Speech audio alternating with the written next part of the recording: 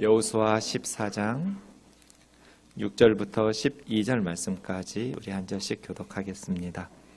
그때 유다 자손이 길갈에 있는 여호수아에게 나아오고 그니스 사람 여분네 아들 갈렙이 여호수아에게 말하되 여호와께서 가데스 바네아에서 나와 당신에게 대하여 하나님의 사람 모세에게 이르신 일을 당신이 아시는 바라.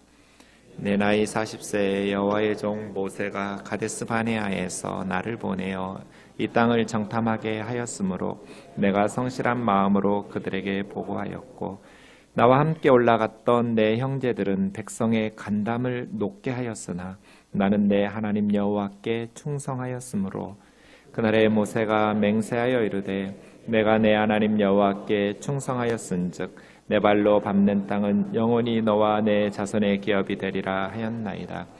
이제 보소서 여호와께서 이 말씀을 모세에게 이르신 때로부터 이스라엘이 광야에서 방황한 이 45년 동안을 여호와께서 말씀하신 대로 나를 생존하게 하셨나이다. 오늘 내가 85세로 돼 모세가 나를 보내던 날과 같이 오늘 또 내가 여전히 강건하니 내 힘이 그때나 지금이나 같아서 싸움에나 출입에 감당할 수 있으니 같이요. 그날에 여호와께서 말씀하신 이 산지를 지금 내게 주소서. 당신도 그날에 들으셨거니와 그곳에는 아낙 사람이 있고 그 성읍들은 크고 견고할지라도 여호와께서 나와 함께 하시면 내가 여호와께서 말씀하신 대로 그들을 쫓아내리이다 하니. 아멘. 여호수아서 네 번째 시간입니다. 구조표를 보시면 여호수아서는 3+1의 구조로 되어 있다고 말씀드렸습니다. 하나님께서 3번 말씀하시는데 건너라. 요단강을 건너서 입성하는 내용이 1장에서부터 5장 12절까지. 그 다음 정복하는 것이죠. 취하라. 그래서 5장 13절부터 12장까지 가나안 땅을 정복하는 내용이 나오고요. 오늘 본문이 들어있는 13장에서부터 21장까지는 이제 나누는 할라크, 정복한 땅을 분배하는 단락입니다. 이 분배 단락이 끝나면 마지막 여호수아가 여호와 하나님을 섬겨라 하는 본문으로 말씀으로 여호수아서가 구성되어 있습니다. 분배하는 내용이 13장부터 시작되는데 한 가지 좀 이상한 게 있습니다. 12장까지 정복하는 내용이 끝나고 13장에서 분배하는 내용이 시작되는데 13장 분배 내용이 시작되는 1절에 보시면 아직 정복하지 못한 땅이 많이 남아 있었다고 설명하고 있습니다. 아직 정복이 끝나지 않았어요. 보통 상식적으로 생각하면 정복이 어느 정도 완성된 후에 분배할 거잖아요. 근데 정복하지 못한 지역이 너무 많아요. 13장 2절에서부터 6절 상반절까지 아직 정복하지 못한 분배할 때 정복하지 못한 지역들을 언급하는데 굉장히 넓은 지역이에요. 그러니까 가나안 땅을 하나님께서 정복하라고 하셨지만 정복하지 못한 지역이 매우 많이 남아있는데도 불구하고 하나님께서 여호수아에게 땅을 분배하라고 12지파에게 그렇게 명령하셨다는 거예요. 왜 아직 정복하지 못한 땅이 많이 남아있었는데 분배 명령을 하셨냐면 여호수아의 나이가 많았기 때문이에요. 이때 분배할 때 갈렙의 나이가 85세라고 오늘 본문에 나오는데 여호수아도 얼추 갈렙의 나이와 크게 차이 나지 않았을 것 같아요. 젊었을 때 갈렙과 함께 12명의 정탐꾼으로 갈렙은 유다 지파 대표로 여호수아는 에브라임 지파 대표로 선발돼서 참여했다가 광야 40년을 지내고 요단강에 건너와서 가나안 땅 정복 전쟁을 함께 수행했던 동년배 비슷한 또래였을 것 같아요. 그러면 여호수아의 나이가 분배할 때 갈렙의 나이처럼 85세쯤이었다면 많이 늙었죠. 여호수아가 110세에 소천하게 되는데요. 110세까지 산다 해도 이제 갈렙의 나이와 얼추 비슷했다고 하면 여호수아의 나이가 많이 늙었으므로 나이가 많아서 늙어서 땅 분배를 여호수아에게 하나님께서 명령하신 거예요. 이렇게 생각할 수는 없을까요? 여호수아는 그냥 정복하고 후대의 여호수아 다음 리더가 어느 정도 가나안 땅 정복이 완수됐을 때 분배할 수는 없었을까요? 왜 굳이 아직 정복할 땅이 많이 남아있는데 12지파에게 하나님은 분배하라고 말씀하셨을까요? 6절 하반절과 7절에 보시면 하나님께서 내가 아직 정복하지 못한 땅들의 주민들은 쫓아낼 테니까 너는 분배하라 이렇게 말씀하시거든요. 그래서 여호수아는 땅 분배를 할 때 정복한 도시들만 나누지 않았어요. 정복한 도시들과 정복하지 못한 도시들을 포함해서 12지파에게 분배해 주었어요. 그래서 여러분 지도를 보시면 12지파에게 분배한 지도가 이렇게 되어 있는데요. 이 지파들에게 분배한 이 지역이 다 정복한 땅들이 아니에요. 여호수아가 분배할 때는 아직 정복하지 못한 도시와 나라들도 많이 포함되어 있는 상태에서 땅 분배한 거예요. 그럼 왜 아직 정복할 곳도 많이 남아있는데 굳이 여호수아가 살아있을 때 땅 분배를 해야만 했을까요? 그만큼 땅을 분배하는 것이 어렵고 위험한 일이기 때문에 그래요. 여호수아의 리더십과 권위가 필요했던 사건이에요. 땅 분배 작업이. 왜요? 가나안 사람들과 목숨 걸고 전쟁하면서 정복하는 것도 쉽지는 않지만 정복한 땅을 분배할 때 이스라엘 내부에서 분열이 일어난다면 주변의 가나안 사람들이 이스라엘을 무너뜨리기가 너무나 쉽겠죠. 그래서 지금 또 하나의 위기 상황인 거예요. 여러분 이미 정복한 땅을 분배하는 일이 왜 어렵고 힘든 일일까요? 왜 위험한 일이에요, 이 일이? 누구나 더 좋은 땅을 더 많이 가지고 싶어 하기 때문이죠. 나만이 아니에요? 그 땅을 자녀들에게 계속해서 물려줘요, 유산으로, 기업으로? 그러면 내가 비옥하고 살기 좋은 땅을 분배받으면 내 자손들도 계속해서 비옥하고 살기 좋은 땅에서 살게 된다는 거예요. 그런데 내가 살기 힘든 척박한 땅을 분배받으면 우리 아이들도 계속해서 자자손손 살기 힘든 척박한 지역에서 살아야 돼요. 그러면 이 상황에서 누구나가 다 비옥하고 살기 좋은 땅을 분배받기를 원하지 살기 힘든 척박한 땅을 분배받고 싶은 사람이 누가 있겠어요?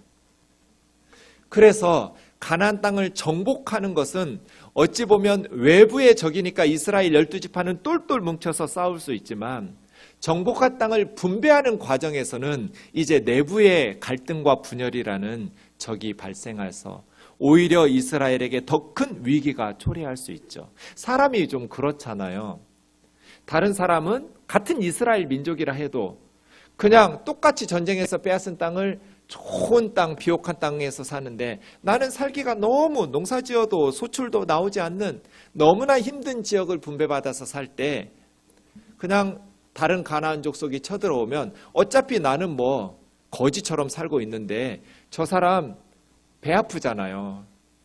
너무너무 농사도 잘 되고 비옥한 땅에서 살고 있는 다른 지파나 다른 가족들을 볼 때 누가 열심히 이스라엘을 위해서 싸우고 싶겠어요? 망하든지 말든지 어차피 나는 뭐 살아도 별로 재밌는 일도 없는데 라고 불평할 수 있잖아요. 그래서 땅을 정복하는 것도 쉽지 않지만 땅을 분배하는 것은 자칫 이스라엘에게 더 큰 분열과 갈등을 만들어서 위기를 초래할 수 있기 때문에 하나님께서는 내가 앞으로 더 쫓아낼 테니까 여호수아 너가 나이 많아 늙었으니 여호수아의 권위와 리더십 하에서 12지파 분배를 시키는 거예요. 그만큼 이게 어려운 일이에요. 교회는 하나님을 대적하는 세상과 싸워야지 교회 안에서 성도들끼리 분열이 일어나고 싸우면 안 돼요. 성도들끼리 싸우면 좋아하는 건 사탄이죠. 여기서 조심할 게 있어요. 우리가 싸우면 사탄만 좋아한다. 교회는 분열이 있으면 안 된다. 하나 되어야 된다. 성도들끼리 교회 안에서 싸우면 안 된다. 틀린 말 아닌데 여기서 주의해야 될 것은 싸움 자체가 잘못된 것은 아니라는 거예요. 무슨 말인고 하면 목사와 교회가 잘못됐다라는 것은 성경에 일치하지 않고 하나님의 뜻에 합당하지 않으니까 잘못된 거죠. 목회자나 교회에서 잘못된 것을 명령하고 잘못된 가르침을 가르치는데도 교회는 싸우면 안 돼. 그냥 우리가 하나 돼야 돼. 교회 안에서 싸우면 사탄만 좋은 일을 하는 거야. 라고 해서 잘못된 것조차도 싸우지 않아 버리면 교회는 부패하고 타락하게 돼요. 목사인 제가 바른 것을 가르치고 하나님의 말씀에 합당하게 제시할 때는 그것은 목사의 말이 아니라 목사를 통한 성경의 가르침과 하나님의 말씀이기 때문에 우리는 혼신의 힘을 다해서 따르고 순종해야 돼요. 그러나 목사인 제가 잘못된 가르침을 가르치고 잘못된 것을 명령할 때는 그 목사의 잘못된 가르침에 순종해버리면 여러분은 하나님의 뜻을 불순종하게 돼요. 그럴 때는 싸워야 돼요. 하나님의 뜻에 어긋나고 성경과 배치되는 것들을 명령하고 가르칠 때는 순종해버리면 교회는 부패하고 타락해서 하나님의 뜻에 불순종하게 되니까. 그래서 여기서 중요한 것은 우리가 하나됨을 지켜간다고 말할 때, 싸우지 말자라고 말할 때 싸우는 것 자체가 문제가 아니라 싸우는 일을 만드는 게 문제예요. 갈등이 있을 때, 어떤 교회에 문제가 발생했을 때, 지상에 어떤 교회도 완전한 교회는 없어요. 다 문제 있어요. 생동교회 겁나 문제 많아요. 이 세상에 문제없는 교회가 어디가 있어요? 천상의 교회는 완전하지만 지상의 교회는 다 문제 있는 사람들이 모였기 때문에 문제가 있죠. 그래서 싸우는 게 당연해요. 그런데 싸우면 안 돼요. 그럼 어떻게 하라는 거예요? 싸울 일을 만들지 말라는 거예요. 여호수아가 자기 맘대로 부패한 방식으로 땅 분배해놓고 자기 지파 에브라임에게 유리한 방식으로 자기 가족에게 좋은 땅 분배하면서 그렇게 우리는 싸우면 안 된다, 하나님의 명령이다 하면서 강요했다면 이스라엘은 갈등과 분열이 생겼을 거예요. 그런데 여호수아의 분배에는 결론적으로 어떤 갈등과 분열이 없었어요. 잡음이 없었어요. 싸우는 일을 만들지 말고 그 문제들을 잘 기도하면서 서로 소통하고 대화하고 기도하면서 우리의 잘못을 고백하고 허물을 고쳐가면서 교회가 하나됨을 유지해 갈 수 있기를 원합니다. 잘못된 것까지라도 하나됨을 위해서 부패를 허용하고 잘못된 하나님의 뜻에 거스르는 것까지 용납해버리면 교회는 타락하게 되죠. 죄는 미워하고 죄인은 사랑하고 원수까지 사랑하지만 그렇다고 해서 그 원수와 죄인들의 악한 것까지 허용하라는 뜻은 아니에요. 죄는 걷어내야죠. 죄인은 끝까지 사랑하고 용납하고 기도하면서 품어야 하지만 말이에요. 그래서예요. 교회가 분배를 잘해야 돼요. 지금 우리 시대는 분배의 시대예요. 우리 이전 앞선 세대까지는 분배가 아니라 정복에 가까웠어요. 왜냐하면 공급이 부족하니까. 그런데 지금의 문제는 공급의 과잉이 문제예요. OECD 국가들이 동일한 고민을 하고 있어요. 일할 사람은 많은데 공급은 많은데 일자리가 부족해요. 어떤 사업에 돈벌이가 된다고 하면 벌떼처럼 그 사업에 많은 사람들이 몰려들어서 경쟁이 치열해져요. 경쟁에서 도태한 가게와 사업은 문을 닫아야 돼요. 지금의 문제는 분배의 공정성, 이게 화두예요. 미국도 유럽도 일본도 대만도 모든 OECD 국가들의 정부들의 공통된 고민이에요. 금리를 낮추고 돈을 찍어내고 일자리를 늘리려고 하지만 온갖 활용 가능한 방법들을 사용하지만 뾰족한 수가 없어요. 지금 다 문제예요. 일자리는 점점 줄어들고 공급은 과잉이어서 경쟁이 너무 치열해져요. 게다가 신자유주의, 국가 간의 관세 장벽을 철폐하고 전 지구적인 경쟁을 가속화시키고 있어요. 그러다 보니 너무나 힘들어졌어요. 옛날처럼 풍요롭게 여유롭게 살 여유가 사라져버렸어요. 미국에서는 미국인 우선 정책을 공약으로 내세운 트럼프를 대통령으로 선택했어요. 유럽에서도 점점 자국민 우선주의를 약속하는 극우 세력의 정치인들이 세력을 얻고 있어요. 이제 공급이 너무나 과잉이고 경쟁이 치열해지다 보니까 분배를 어떻게 할 것인가, 이것이 정부의 고민이에요. 이 과정 속에서 세력 간의, 계층 간의 갈등들이 생기고 내분들이 일어나서 그 갈등이 폭발하기 직전이에요. 여호수아가 어떻게 분배했길래 이스라엘 12지파에 갈등과 분열이 없었을까? 하나님의 말씀에서 우리가 지혜와 영적인 통찰력을 얻기를 원합니다. 이것이 지금 우리 시대의 화두예요. 오늘 본문 앞선 14장 1절에서 5절에 보면 여호수아의 분배의 3원칙이 나와요. 1절 같이 읽겠습니다. 시작. 이것은 이스라엘 자손이 가나안 땅에서 받은 기업 곧 제사장 엘르아살과 눈의 아들 여호수아와 이스라엘 자손 지파의 족장들이 분배한 것이라. 분배했다라는 동사 앞에 주어를 보세요.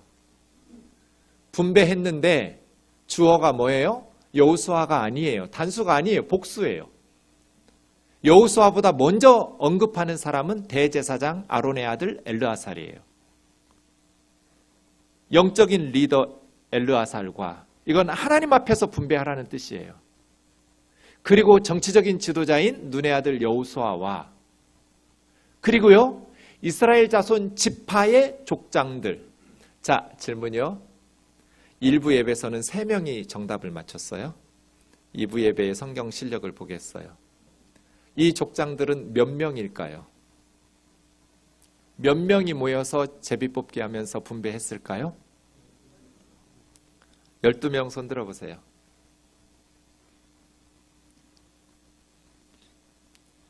11명 손 들어보세요. 10명 손 들어보세요. 9명 손 들어보세요. 손 안 드신 분들은 뭐예요? 10명 손 들어보세요. 이게 정답이에요. 왜 10명일까요? 동쪽의 2지파 반은 이미 모세 때 분배가 끝났어요. 요단강 동쪽 지역은. 서쪽 지역 분배하는 거예요. 9지파 반이에요. 9지파 반, 그러니까 10지파죠. 므낫세는 동서 양쪽으로 반씩 나눠졌으니까요. 그래서 족장은 10명이에요. 이게 첫 번째 원리예요. 첫 번째 원리는 뭐예요? 독선적으로 여호수아 혼자 분배하지 않았다는 뜻이에요.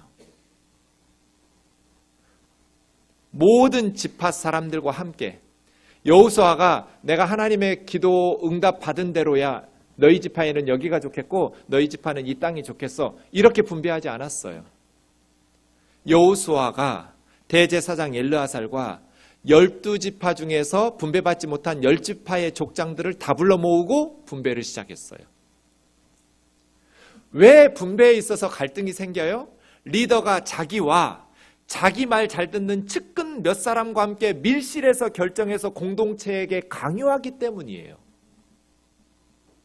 여호수아는 그렇게 하지 않았어요. 자기 혼자, 그리고 자기 마음에 드는 몇 사람하고 의논해서 땅 분배를 하지 않았어요. 제외된 지파가 하나도 없었어요. 12지파 중에 아직 분배받지 못한 10지파, 9지파 반의 리더들 전부를 모아서 다 같이 공개적으로 어느 지파도 제외시키지 않고 제비뽑기를 했다는 거예요. 자기 마음에 드는 소수의 사람들과 결정한 것을 공동체에 강요하지 않았어요. 이래서 이스라엘 12지파는 분배 후에 갈등이 없었어요. 공정했기 때문이에요. 독선적으로 일처리하지 않았기 때문이에요. 이것이 교회에서 많이 무시되죠. 교회는 세상적인 방식으로 민주적으로 운영하기보다는 하나님의 뜻, 신본주의 정신으로 운영을 해야 되기 때문에 하나님의 뜻을 가장 잘 알고 계시는 목사님에게 순종해야 된다. 이래서 제1원리부터 무너져요. 그래서 교회 안에서 이루어지는 일들 때문에 부패하고 타락하게 되죠. 가나안 정복 과정에 있어서 다른 족속들이 다 하나님의 심판을 받아서 그 죄값을 치르면서 진멸을 당하는 와중에 두 부류의 사람들이 구원을 받았어요. 육적으로 이스라엘 백성들에게 구원받았을 뿐 아니라 영적으로도 하나님 나라의 백성이 되었어요. 한 부류는 지난번에 제가 설교했던 여리고의 기생 라합의 가족이에요. 라합의 가족은 가나안 사람이었지만 하나님의 백성으로 편입되면서 구원받았어요. 한 부류가 더 있어요. 누구예요? 가나안 족속들 중에 멸망당하지 않고 살아남은 족속이 있어요. 어디일까요? 네, 기브온 족속이에요. 9장에 보시면 9장 1절에 여리고와 아이성 전투의 소문을 듣고 가나안 왕들이, 주어에 주목하세요. 가나안의 모든 왕들이 이스라엘의 여리고와 아이성 전투 소식을 듣고 연합군을 형성해서 싸우기 시작했어요. 이스라엘과 맞서 싸우는 거예요. 왕들이 주도해서 싸울 때 3절에 보시면 기브온 사람들은 거짓말로 여호수아를 속였어요. 자기는 가나안 땅 사람들이 아니라 먼 지역에서 온 나라 사람들이라고 꾸며서 우리가 출발할 때는 따끈따끈한 빵이었는데 지금은 곰팡이가 피고 말라 비틀어졌다고, 그리고 우리가 집에서 나올 때는 깨끗한 옷이었는데 지금은 이렇게 다 헤어져서 떨어지고 낡은 그런 옷과 가방과 신발을 보여주면서 우리는 먼 지역 사람들인데 우리와 서로 화친 조약을 맺어서 동맹을 맺자. 그래서 여호수아가 기브온 사람들과 조약을 맺어요. 나중에 3일 만에 발각되었어요. 바로 옆에 있는 사람들이에요. 기브온 족속이 왜 우리를 속였냐고 여호수아가 말할 때 기브온 족속이 당신들 하나님을 우리가 들었기 때문이라고. 나중에 10장에 보면 기브온이라는 성읍을 왕도라고 불러요. 가나안 사람들은. 임금님 성읍 같은 크고 강한 나라예요. 기브온도. 기브온 사람들도 크고 강대한 아주 용맹한 전사들이 있는 그러한 나라인데 기브온 사람들이 하나님에 대해서, 이스라엘의 군인들이 무서운 게 아니라 이스라엘의 하나님이 너무 무서운 거예요. 도대체 어떤 신이 홍해바다를 갈라놓고 건너라고 그래요? 자기 백성을? 어떤 신이 여리고 돌고 나서 외쳤는데 그 성읍을 무너뜨리는 신이 어디가 있어요? 그래서 기브온 사람들은 우리는 이스라엘의 하나님을 이길 수 없다. 비록 가나안에서는 우리가 힘께나 쓰는 그러한 나라이지만 저 이스라엘의 하나님 여호와를 우리는 이길 수 없다 라고 판단해서 속여서 나중에 이스라엘의 하나님을 섬기기로, 그리고 이스라엘의 종이 되더라도 우리가 다 칼에 멸망하여 죽지 않는 것을 선택했어요. 그런데 재밌는 것은 여호수아에 기브온 왕이 나오지 않아요. 그럼 기브온이라는 나라는 왕이 없었을까요? 그럴 리가요. 왕이 다 있었겠죠. 그럼에도 불구하고 1절에 보면 다른 가나안 족속들의 왕들이 주도해서 전쟁을, 아이성에게 이스라엘이 진 것을 보니까 우리가 힘을 모으면 이스라엘을 무찌를 수도 있을 거야 라고 생각할 수도 있었는데 기브온은 그렇게 생각하지 않았어요. 기브온 사람들은 그런 가나안 연합군에 참여하는 것보다 우리는 이스라엘을 속여서라도 그들의 종이 되어서 살아남는 게 좋다라고 결정할 때 3절과 11절에 보면 장로들과 우리나라 모든 주민들이 이런 결정을 했어요. 저는 이게 너무 놀랍다는 거예요. 그 시대에 전쟁 나서 기브온이 정복당하고 망하면 제일 잃을 것이 많은 사람은 왕이에요. 그런데 왕이 망명을 했는지 동의했는지 알 수가 없어요. 어쨌든 성경에는 기브온 주민들이, 기브온의 원로들과 모든 주민들이 이런 결정을 했다는 거예요. 이게 집단 지성이에요.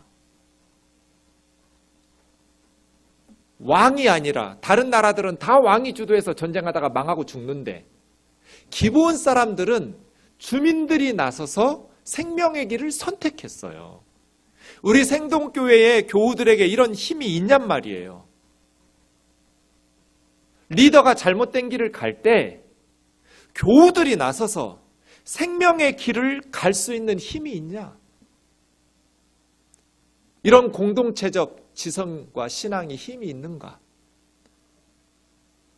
한국교회 이게 없어서 지금 부패한 거잖아요. 성도님들이 다 뒤에서만 목사 욕하잖아요.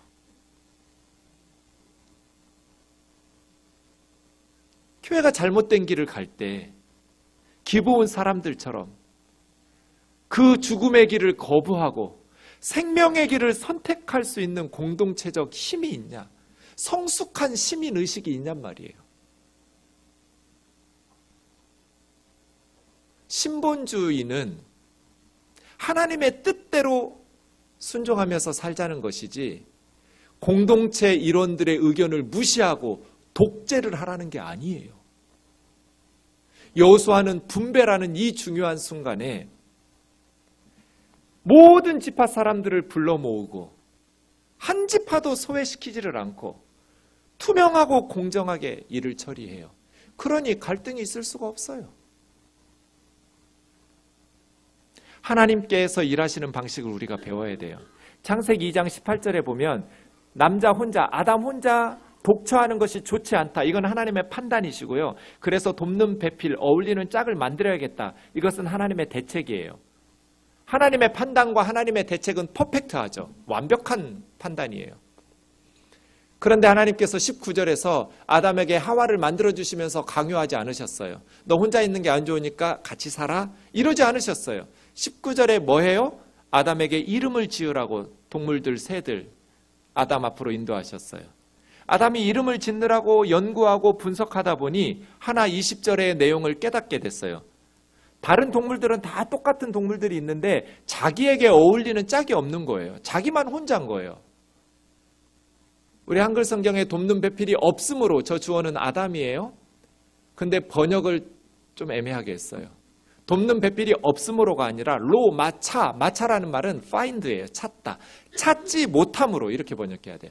아담이 자기에게 어울리는 짝은 찾지 못했어요. 그러니까 어느 순간 이름을 짓다가 찾은 거잖아요. 나하고 어울리는 짝을. 다른 동물들도 여러 마리들이니까 똑같이 생긴 게. 자기만 혼자잖아요. 그런데 못 찾았잖아요. 그리고 나서 21절, 22절에 하나님께서 아담을 깊이 잠들게 하시고 갈비뼈 뽑아가지고 하와를 만들어서 주셨죠. 이게 하나님의 일하시는 방식. 하나님 어떻게 일하셨어요? 18절에서 이미 하나님께서 판단을 내리시고 대책까지 다 세워놓는데 19절에서 하와 만들어 주시면서 강요하지 않으셨어요. 아담 스스로 필요성을 깨닫게 하셨어요. 그래서요. 하나님께서 하나님의 일들을 아담에게 강요하지 않았어요. 좋은 일도 강요하지 마라. 좋은 내용을 이야기하는데 왜 아이들은 엄마 아빠 말을 잔소리로 들을까요? 왜 듣기 싫어할까요? 좋은 내용을 잘못된 방식으로 강요하기 때문이에요. 하나님처럼 일해야 되거든요.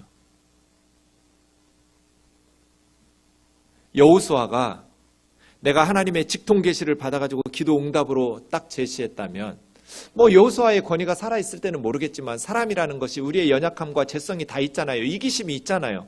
살다 보니 나는 아무리 고생해도 힘든 척박한 땅인데 쟤는 별로 고생 안 해도 너무너무 결과가 좋으면 시기 질투가 났었잖아요. 그래서 정말 여호수아가 하나님의 말씀을 듣고 한 것일까 하는 의심이 생기잖아요. 그걸 방지하는 거예요. 그래서예요. 교회 일은 목사가 기도원에 가서 직통 계시 받아서 결정하는 거 아니에요.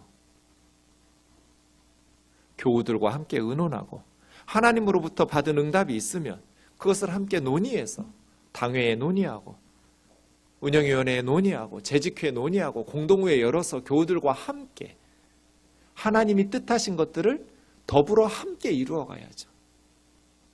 아프리카 속담 우리가 잘 알잖아요. 빨리 가려면 혼자 가는 게 유리하죠. 옆에 있는 사람들 챙겨가는 거 불편해요. 하지만 멀리 가려면 함께 가는 게 유리하죠. 하나님께서 우리에게 빨리 오라고 하셨어요? 끝까지 재림 때까지 멀리 오라고 하셨어요? 우리 교회 지금 100m 달리기 하는 중이에요? 마라톤 하는 중이에요? 마라톤 하는 중이에요. 주님 오실 때까지 달려야 돼요. 그러려면 어떻게 해야 돼요? 함께 가야죠. 아무리 선한 일이라고 해도 옆에 있는 사람들 상처 주면서 무시하고 정죄해 가면서 하나님의 일을 앞세워서 막 다그치는 것, 그건 하나님의 방식이 아니에요. 가정도 마찬가지예요. 남편들이 의논도 안 하고 아내하고 자기 혼자 막 사고 쳐놓고 나중에 문제 생기면 내가 나 혼자 잘 살라고 그랬어, 우리 식구들 다 같이 잘 살라고 그랬지 하고 소리쳐요. 그러니까 의논 좀 하고 하란 말이에요. 아내하고 의논도 안 할 거면 결혼은 뭐하러 했어요? 혼자 살지. 빨리 가는 게 중요한 게 아니라 함께 가는 게 중요한 거죠. 여호수아처럼 말이에요. 두 번째 원리가 2절이에요. 우리 좀 같이 읽겠습니다. 시작. 여호와께서 모세에게 명령하신 대로 그들의 기업을 제비뽑아 9지파와 반지파에게 주었으니, 그 12명이 모였어요. 엘르아살, 여호수아, 그리고 10명의 족장. 그 10명의 족장이 모였는데 모여가지고 결론 낸 게 뭐예요? 제비뽑기로 해야 된다, 이거예요. 10명이 모여서 기도해서 뽑지 않았어요? 제비뽑기로 했어요. 어떻게 제비뽑기 했는지는 우리는 모르겠어요. 성경에 기록이 없어요. 그냥 유대 랍비들은 이렇게 추측해요. 항아리 2개를 놓고 한쪽에는 지파 이름, 한쪽에는 지역 이름, 땅 이름. 그래서 하나씩 뽑아가지고 이 지파에게는 이 땅, 이런 식으로. 또 지파 안에서는 항아리 2개 중에 가족 이름, 또 여기는 땅 이름. 그래서 어느 가족은 어느 지역, 이런 식으로 했을 거라고 랍비들은 가르치는데 모르겠어요. 뭐 어쩐 방식이든지 제비뽑기는 분명해요. 제비뽑기로 하면 원망과 시비를 걸 수가 없어요. 결과에 대해서 승복할 수밖에 없죠. 그렇죠? 누구나 다 공평한 기회에서 제비뽑기를 했으니까 누구에게 여호수아가 특혜를 준 게 없어요. 아주 상식적으로 땅을 분배했어요. 교회는 은혜로 일해야 돼요? 상식으로 일해야 돼요? 이 두 번째 원리가 교회에서 안 지켜져요. 왜냐하면 너무나 평범하고 세속적인 방법 같거든요. 뭔가 교회는 영적으로 결정해야 될 것 같아요. 그래서 하나님께서 주신 뭔가 하나님의 기도의 응답과 뜻으로 이런 평범하고 상식적인 방법보다는, 네. 근데 제비뽑기, 이게 왜 세속적인 거예요? 평범하고 상식적인 게 영적이지 못하다는 편견을 버리세요. 몇 주 전에 원로 목사님들, 은퇴하신 목사님들 예우에 대한 세미나가 있었어요. 명동에서. 그런 세미나는 잘 패널로 참여를 안 해서 저한테 요청이 와서 주최하는 분들이, 제가 3명의 패널 중에 하나로 참여했어요. 발표도 하고 토론도 하고. 근데 그 자리에 온 패널 중에 한 분이 신학교 교수님이었는데, 목회자들은 은퇴 후에도 영적 성직을 감당하기 때문에 교회가 예우를 잘해야 된다. 그래서 제가 물었어요. 한국 교회는 말을 너무 못 알아듣게 하는 게 문제다. 영적 성직, 도대체 거기서 말하는 영적이라는 단어는 무슨 뜻이고 성직이라는 단어는 어떤 의미냐? 목회자가 교회를 은퇴하면 감당하는 영적인 성직이 뭐가 있냐? 알아듣기 쉽게 구체적으로 말해보라고.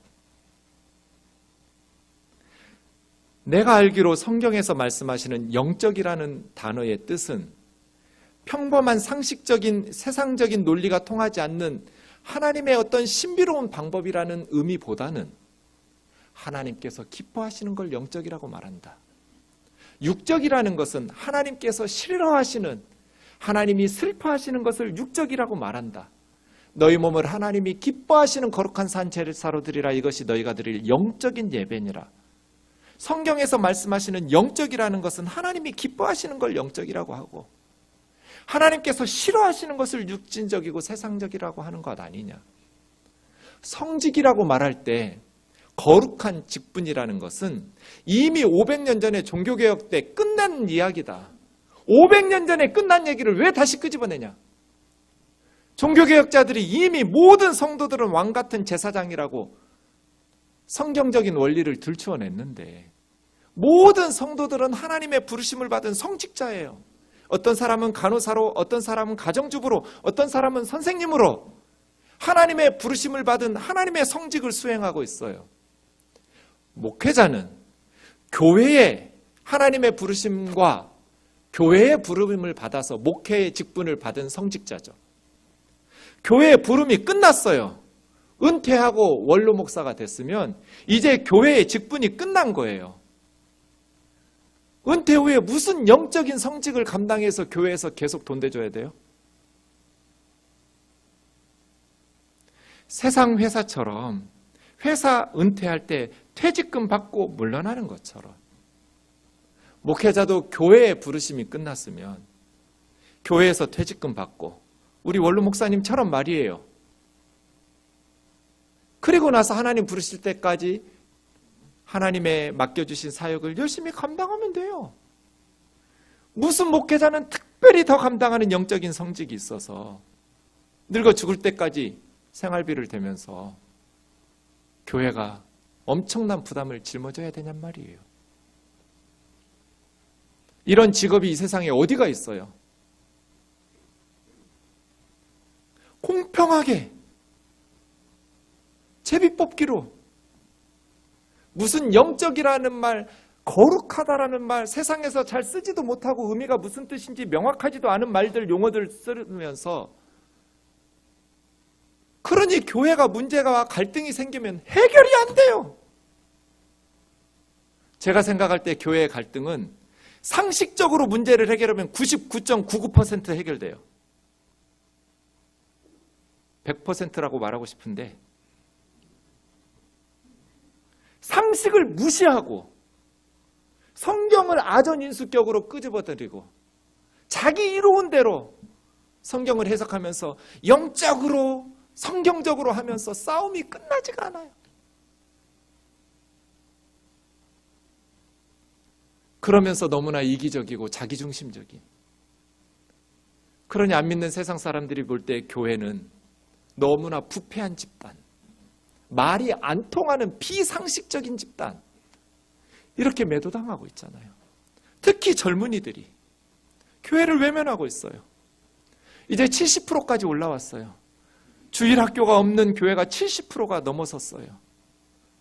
시간이 지나면 한국교회는 자동으로 문 닫아야 돼요. 나이 드신 분들밖에 교회 없어요. 젊은 사람들로부터 외면받는 교회가 무슨 희망이 있어요? 주일학교가 없는 교회가 어떤 미래가 있어요? 그게 그 젊은이들의 문제인가요? 성령님이 젊은이들 가운데는 역사를 안 하시나요? 우리 잘못 아닌가요? 땅을 분배받아야 될 10지파 모아놓고 누구도 시비와 불평과 원망이 없도록 공평하게 기회를 줘서 제비 뽑아요. 교회 설거지 은혜 받은 사람이 해야 돼요? 상식적으로 일할 수 있는 사람이 해야 돼요? 상식으로 설거지해야 돼요? 은혜로 일해야 돼요?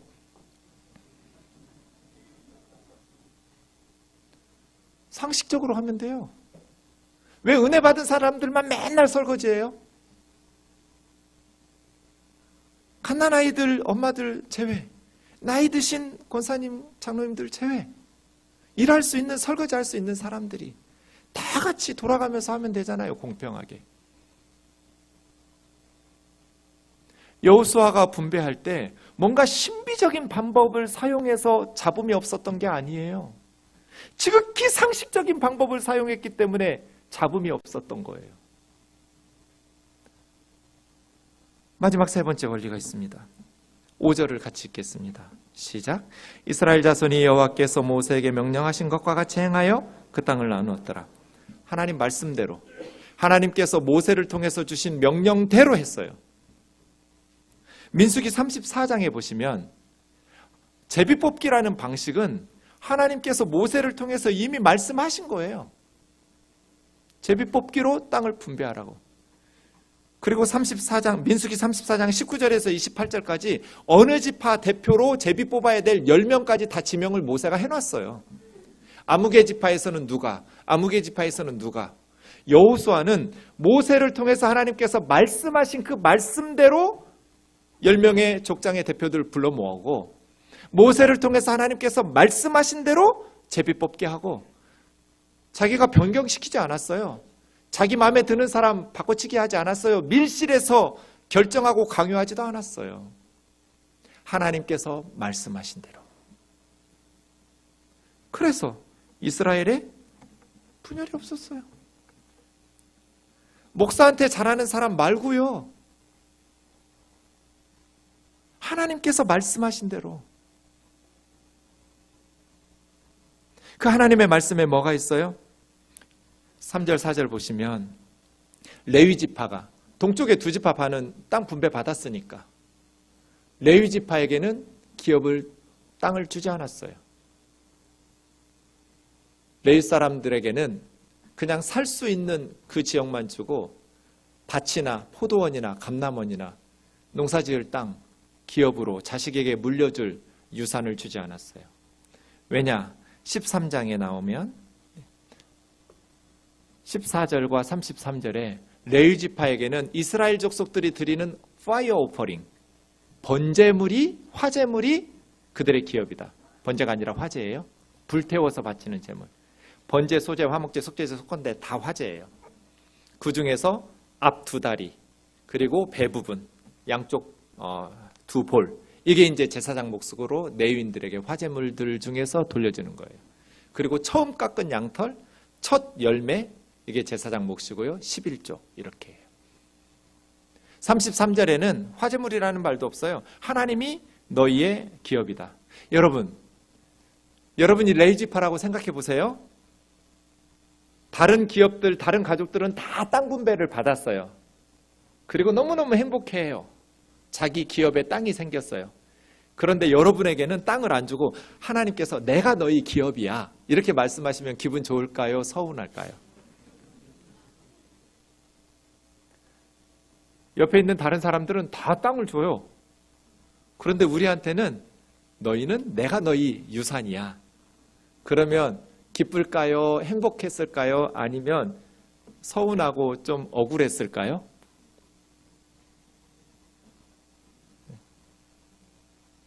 하나님 믿는 사람은 좋았을 거고 하나님이 책임진대잖아요. 하나님을 신뢰하지 못하고 하나님을 믿지 못하면 억울하고 좀 불안했을 거고요. 우리 형제들이 우리에게 11조 안 주면 화제물 안 바치면 우리는 굶어 죽어야 되는데 농사 지을 땅이 없으니까요. 목사들은 그렇게 살아야 되고 여러분도 그렇게 사셔야 돼요. 세상 속에서 우리는 왕 같은 제사장이니까 레위 지파예요. 안 믿는 세상 사람들 앞에서 레위 지파 사람들처럼 우리는 하나님을 믿고 사는 것이 무엇인지 보여줘야 돼요. 레위 지파의 사명이 이거예요. 기업을 분배받은 12지파에 흩어져서 하나님을 믿고 사는 것이 무엇인지 눈앞에 보여주는 것. 하나님 한 분만으로 행복하게 살 수 있는 것. 나는 기업이 없지만, 나는 땅이 없지만, 자식에게 물려줄 유산 없지만 하나님을 물려주고 하나님으로 인해서 기쁘고 행복하게 살아갈 수 있는 것. 하나님 붙들고 사는 삶을 믿지 않는 세상 사람들에게 보여주는 것. 그것이 저와 여러분의 사명이에요. 하나님 때문에 행복한 것을 보여주는 것. 어제 서초동이 난리가 났어요. 두 그룹이 엄청난 거리로 다 쏟아져 나왔어요. 저는 한 가지, 장관의 따님을 논문의 제1저자로 올린 거, 이거 교수들이 많이 하는 범죄예요. 중고등학교 다니는 자기 아이들을 논문의 저자로 스펙을 쌓아서 명문대 보내요. 우리나라에는 허용되지 않지만 외국에는 많이. 그러한 범죄에 가장 많이 저지르는 사람들이 교육부에서 조사해 보니까 서울대 교수들이에요. 자기 어린 아이들을 논문의 저자로 실어서 스펙을 쌓아주는, 그 중에 제대로 한 그런 아이들도 물론 있겠지만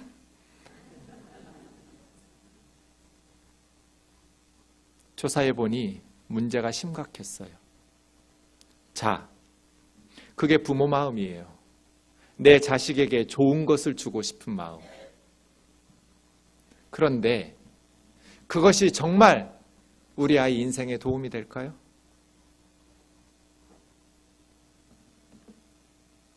아이들에게 명품을 입히나 그냥 떨어지지 않은 비싸지 않은 옷 입히나 그 아이의 삶에 뭐가 달라져요? 그냥 부모가 자기 만족 아니에요. 비싼 거 명품 아이에게 주어서 아이 인생에 도움이 되냔 말이에요.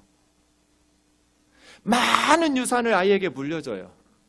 그게 부모의 자기 만족이고 자기 위로지. 고액 과일을 보내면 많은 것들 명품으로 주면서 많은 유산을 물려주는 것이 그 아이의 인생에 정말 유익하냔 말이에요. 오히려 더 망치는 경우가 훨씬 많아요. 많은 유산 물려주지 못한다고 해서 억울할 것도 없어요. 뭐 물려주면 돼요? 우리는 레위 지파니까 하나님이 너희의 기업이라고. 봉투에다가 예수 그리스도 써서 유산으로 물려주면 돼요. 우리 세대, 우리 앞선 세대, 아무것도 없는 나라에서, 그 가난한 가정에서 우리의 운명을 소나무 뿌리 뽑으면서 기도해야 한다고 하나님 한 분 붙잡고 신앙의 힘으로 돌파해 냈잖아요. 왜 우리 아이들은 지금 환경과 조건이 더 좋은데 지금도 우리처럼 그렇게 자기 인생 살려고 몸부림치는 애가 있으면 가만 안 놔둬요. 주위에서 성공하도록 만들어내죠. 문제는 정신력이 없는 거잖아요. 온실의 화초처럼 엄마들이 아빠들이 너무나 오냐오냐 키워가지고 애들이 정신적인 영적인 힘이 없는 거잖아요. 레위지파 사람들은 나는 아비는 너에게 물려줄 게 없다. 그러나 하나님께서 나에게 말씀하셨다. 네가 흩어진 그 지파 12지파에서 백성들을 말씀으로 잘 가르치면 신앙교육을 제대로 하면 그 백성들이 하나님 앞에 화제물을 드리겠죠? 예배를 드릴 때 나쁜 거 드리겠어요? 하나님 앞에 좋은 거 드리겠죠? 그럼 넌 좋은 거 먹을 거다. 네가 백성들에게 하나님이 주신 직임을 잘 감당하면 백성들이 예배를 잘 드릴 거고 그러면 너희 가정은 굶어 죽을 일이 없다. 네가 기도 게을리하고 신앙교육 게을리하면 너희는 굶주릴 것이다. 우리는 걱정할 필요가 없다. 하나님이 우리의 기업이시다. 그렇게 신앙의 유산을 물려준다면 레위지파야말로 가장 복받은 민족 아니에요? 가장 걱정할 필요가 없는 가족이에요. 하나님이 기업이니까.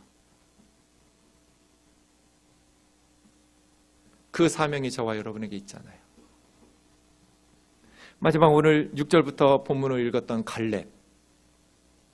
12지파 땅 분배가 시작되는데 첫 번째로 유다지파부터 제비를 뽑기 시작합니다. 갈렙은 유다지파 소속의 족장이었습니다. 갈렙이 여호수아에게 나와서 이야기합니다. 45년 전 내가 40살에 모세가 나를 당신과 함께 12 정탐꾼으로 가나안 땅에 보냈을 때 나머지 10명의 형제들은 백성들의 간담을 높게 만들었지만 나는 충성스럽게 하나님 앞에 보고해서 모세를 통해서 하나님께서 나와 당신에게 약속하신 것이 그 정탐꾼들이 밟았던 땅은 그 두 사람에게 주겠다고 하지 않았냐. 지금 이 산지를 나에게 달라고. 그런데 갈렙이 이미 정복해놓은 33명의 왕들의 땅이 아니라 아직 정복하지 않은 땅을 달라고 그래요. 아직 정복하지 않은 땅 중에서도 산지를 달라고 그래요. 이 산지를 내게 주소서. 산지는 정복이 어려워요. 밑에서부터 올라가면서 싸워야 되기 때문에 힘들어요. 그런데 정복한 후에도 별 볼 일 없는 땅이에요. 평지가 비옥하고 물되기 좋아서 농사 짓고 살기 좋은 땅이지 산지는 살기 어려운 땅, 척박한 땅이에요. 그런데 갈렙은 산지를 내게 달라고 그래요. 그런데 그 산지에는 크고 강력한 아낙자손, 아낙자손은 거인족이에요. 12절 보세요. 아낙자손을 내게 달라는 거예요. 그래서 여호수아가, 여러분 여호수아 입장에서 이 갈렙이 얼마나 고마웠을까요? 지금 다들 긴장하고 있잖아요. 신경이 섰어요. 날카롭게 신경이 곤두서 있는데 서로 좋은 땅을 가지는 건 인간의 심성이니까요. 그런데 갈렙이라는 사람이 공동체를 위해서 희생한 거잖아요. 누구보다도 좋은 땅을 받을 자격이 있는 원로였음에도 불구하고 이미 정복한 33 성읍이 아니라 내가 정복할 땅, 아직 정복하지 못한 땅, 그것도 싸우기 힘든 족속, 정복한 후에도 별 볼 일 없는 산지, 그 땅 나한테 달라고. 내가 지금 85세인데 청년 때하고 나는 똑같다고. 싸울 수 있는, 출입이 가능한 사람이니까 내가 정복해서 살겠다고. 여호수아가 너무 고마워서 갈렙을 축복하면서 아유, 그래도 친구 그러면 안 되지 하고 좋은 땅을 주지 않았어요. 헤브론을 줬어요. 근데 헤브론의 원래 이름이 기럇 아르바예요. 기럇은 도시라는 뜻이고 성읍이라는 뜻이고 아르바는 사람 이름인데 아낙조선의 자손의 영웅이에요. 거인족, 가나안 거인족 쪽에서 영웅이었던 아르바가 세웠던 도시예요. 그러니 기럇 아르바 헤브론은 얼마나 강성한 성읍이겠어요. 크고 견고할지라도 갈렙은 노인의 객기가 아니에요. 여호와께서 나와 함께 하신다면, 하나님께서 나와 함께 하시면, 신앙 고백으로 말한 거지 명예욕에 취해서 노인이 그냥 객기 부리는 게 아니에요. 이마의 주름은 우리의 몸을 늙었다는 증표이지만 마음의 주름살이 없는 사람이 갈렙이에요. 청년이에요, 청년. 40살 때나 85세 때나 하나님에 대한 믿음과 신뢰가 조금도 사그라지지 않았어요. 45년 전에도 10명은 다수가 우리 이스라엘은 성공 가능성이 없다, 가나안 땅과 싸울 수 없다, 우리 메뚜기 같았다 말할 때 하나님이 우리와 함께 하시니 그들은 우리의 밥이다고 말한 사람이 갈렙이에요. 45년이 지난 후에 나이가 들면 이제 사람은 안정적으로 살고 싶어 하잖아요. 안정을 추구하거든요. 그런데 개척과 도전을 추구했어요. 안정적인 것을 버리고 그것은 다른 가족에게 주고 우리 가족에게는 정복하기 힘든 산지를 달라고. 하나님이 우리와 함께 하시면 우리가 쫓아낼 것이라고.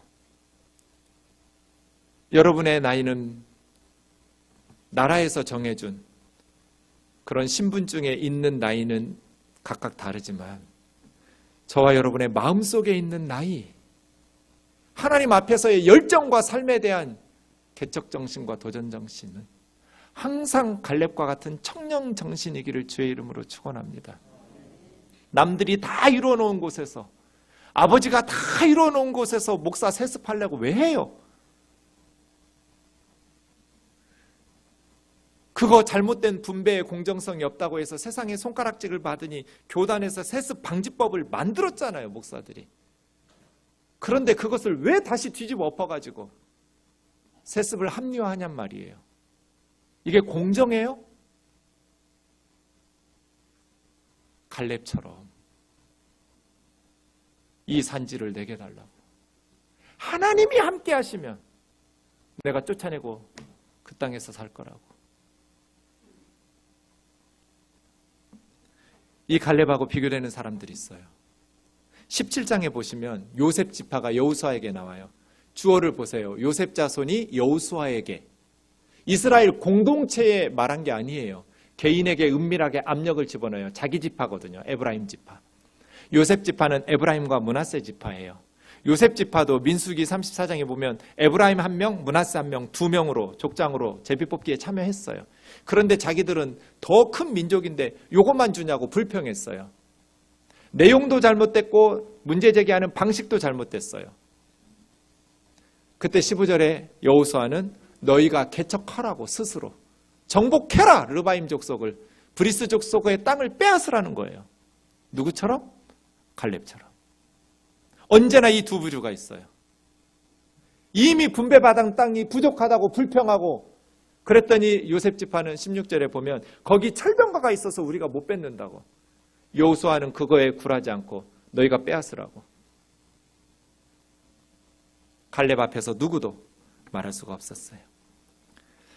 사랑하는 자매 형제 여러분, 다른 형제들보다 좀 더 받으려고 하지 말고 하나님이 함께 하시면 이걸 믿으세요.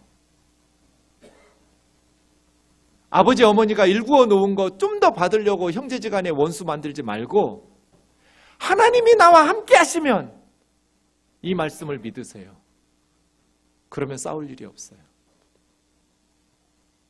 갈렙처럼. 그런 갈렙을 하나님께서 가만두시겠어요?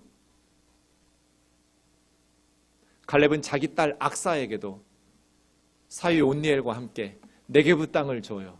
네게부는 남방지역 가장 강수량이 적은 척박한 땅이에요. 자기는 헤브론, 자기 딸과 사위에게는 네게부. 너희 힘으로 뚫고 일어나라는 거잖아요. 아버지 덕 봐서 좋은 비옥한 곳에서 살려고 하지 말고 아버지처럼 너희도 척박한 환경을 뚫고 일어나라. 개척해라. 도전해라. 우리가 우리 자녀들에게 이러한 갈렙의 청년 정신과 기계를 물려줄 수 있기를 주의 이름으로 축원합니다. 70세에서 75세 정년으로 늘어나진 않았습니다. 저희 교회는 65세로 줄였습니다. 목사 정년을 줄이는 이유는 후배 목회자들에게 안정적인 자리를 주고 은퇴한 후에도 얼마든지 갈렙처럼 하나님 부르시는 그날까지 목숨 바쳐서 충성할 각오입니다. 다만 안정적인 담임 목사의 지위는 후배 목사들에게 물려줘라. 젊은 목회자들이 새로운 세대의 비전을 가지고 공동체를 끌어가는 것이 교회에도 유익하고, 지금 후배 목회자들이 절망적인 상황에 주님 앞에 부르짖고 있는데 만 70세에서 만 75세로 아니면 아예 정년을 없애면서 늙어 죽을 때까지 선배들이 안정적인 자리에서 눌러앉아 있지 마라. 하나님이 우리와 함께 하신다면 하나님을 붙들고 믿음으로 살아가는 저와 여러분 되기를 주의 이름으로 축원합니다. 한 집사님이 형님이 예수를 믿는다는 말을 듣고 그 집에 형님 집에 갔습니다. 믿음의 선배 집사로서 한 수를 가르쳐 주려고 갔더니 형님이 조용, 너 입 다물어라. 나는 네가 예수 믿는 지난 12년 동안 단 한 번도 너를 보면서 예수 믿고 싶은 생각을 하지 않았다. 난 너 보면서 예수 믿고 싶다는 생각을 한 번도 한 적이 없어. 그러니까 입 다물어. 찬양하고 기도하겠습니다. 이런 비극이 없기를 바랍니다. 여러분을 보면서 여러분 가족이, 친구들이, 직장 동료들이 나도 저 사람처럼 예수 믿고 싶다. 이렇게 사세요. 찬양하겠습니다.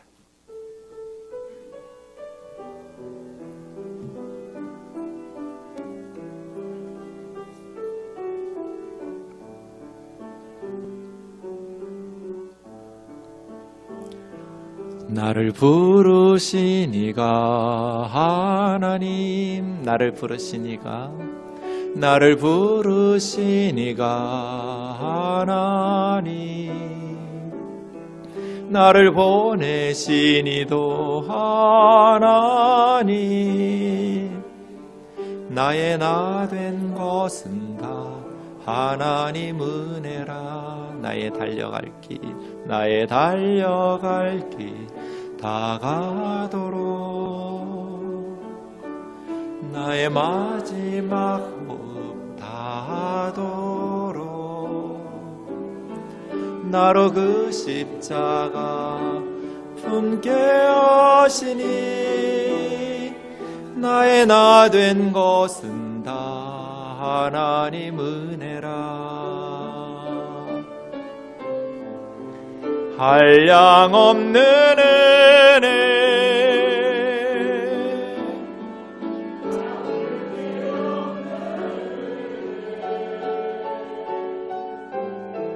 내 삶을 애워 사는 하나님의 은혜 나 주저함 없이 그 땅을 밟음도 나를 붙드시는 하나님의 은혜. 자매님들이여, 나를 지으신 이가 하나님,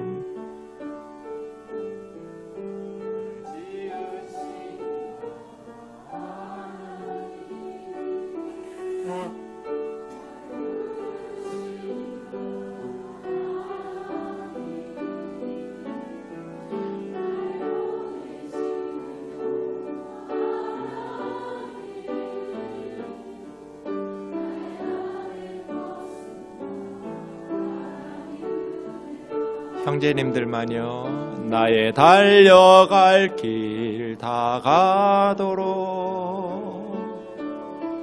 나의 마지막 호흡 다하도록 나로 그 십자가 품게 하시니 나의 나 된 것은 다 하나님 은혜라.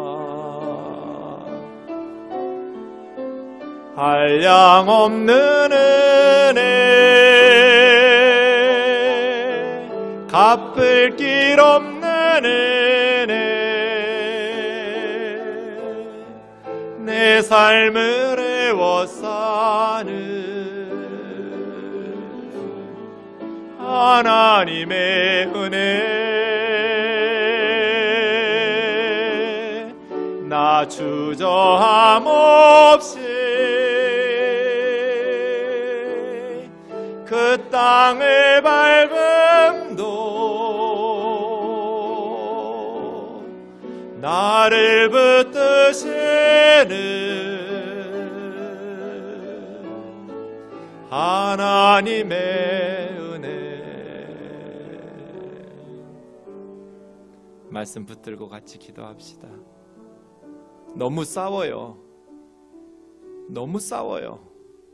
교회도 싸우고 가정도 싸우고 나라도 계속 싸워요. 갈렙 같은 사람이 필요해요. 하나님이 나와 함께 하셔서 하나님 복 받아서 잘 살겠다는 갈렙 같은 사람, 우리 그렇게 살아갈 수 있도록 같이 기도하겠습니다.